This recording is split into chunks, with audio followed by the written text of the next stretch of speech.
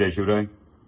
सावित्रीबाई फुले पुणे विद्यापीठानं मला छत्रपती शिवाजी महाराजांच्या जयंतीनिमित्त व्याख्यानासाठी निमंत्रित केलं होतं आणि ऑफिशियल मला मेल आल्यानंतर मी त्यावर सकारात्मक प्रतिसादही दिला होता. विद्यार्थ्यांशी संवाद साधणं ही कायम एक आनंदाची गोष्ट आहे, कारण छत्रपती शिवाजी महाराजांचं चरित्र हे वेगवेगळ्या माध्यमातून सांगता येणं आणि हे सांगत असताना राजकीय जोडे, राजकीय अभिनिवेश हा मी आत्तापर्यंत कायम बाजूला ठेवलेला आहे.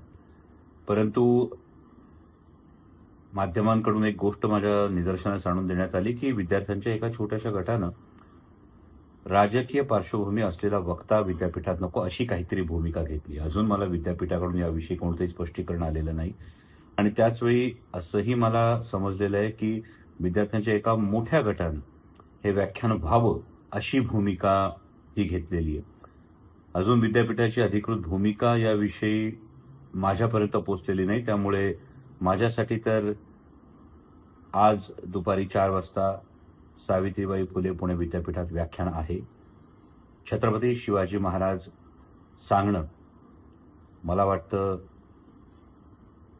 हे माझं कर्तव्य आहे आणि ते कर्तव्य मी आत्तापर्यंत कायम ज्या पद्धतीनं बजावत आलो त्याच पद्धतीने यापुढेही ते चालू राहील.